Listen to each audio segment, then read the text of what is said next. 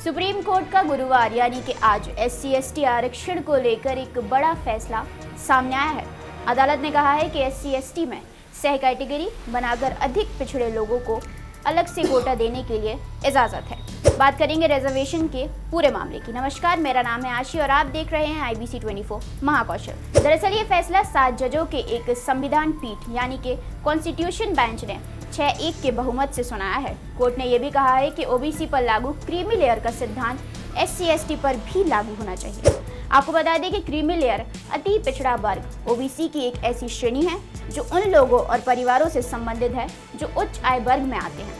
इस श्रेणी में आने वाले लोगों को आरक्षण का लाभ नहीं मिलता। दरअसल 2004 में सुप्रीम कोर्ट की ओर से EV चिन्नैया बनाम आंध्र प्रदेश सरकार मामले में एक फैसला सुनाया गया था, जिसमें कहा गया था कि आर्टिकल 341 के तहत अनुसूचित जातियां समरूप समूह हैं, यानी कि एक जैसा समूह है और उन्हें उपवर्गीकरण यानी कि सब डिवीजन करने की इजाजत नहीं है, जिसको अब खारिज कर दिया गया है। सुप्रीम कोर्ट की 7 जजों की संविधान पीठ यानी कि कॉन्स्टिट्यूशन बेंच 6-1 से फैसला दिया गया है। कैटेगरी में सब डिवीजन करना आर्टिकल 40 यानी कि राइट टू इक्वलिटी का उल्लंघन बिल्कुल भी नहीं है।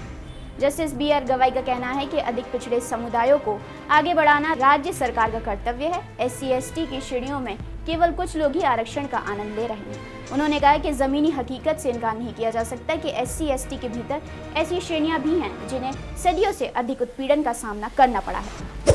अगर पूरे मामले की हम बात करें तो पंजाब सरकार ने 1975 में आरक्षित सीटों को 2 भागों में बांटकर अनुसूचित जाति के लिए आरक्षण नीति बनाई थी। एक श्रेणी वाल्मीकि और मजहबी सिखों के लिए और दूसरी श्रेणी दूसरे अनुसूचित जातियों के लिए थी। यह नीति 30 साल तक लागू रही। EV चिन्नैया बनाम आंध्र प्रदेश राज्य मामले में सुप्रीम कोर्ट के 2004 के फैसले के आधार पर इस नीति को रद्द कर दिया गया था। चिन्नैया फैसले में कहा गया था कि SC श्रेणी में उपवर्ग बनाने की इजाजत नहीं है, क्योंकि यह समानता के अधिकार का उल्लंघन है। फिर साल 2020 में सुप्रीम कोर्ट की 5 जजों की पीठ ने पाया कि EV चिन्नैया बनाम आंध्र प्रदेश राज्य के फैसले पर एक बड़ी बेंच में फिर से विचार की जरूरत है। फैसले में कहा गया था कि SC श्रेणियां सब कैटेगरी की इजाजत में नहीं है। इसके बाद CJI के नेतृत्व में 7 जजों की बेंच बनाई गई।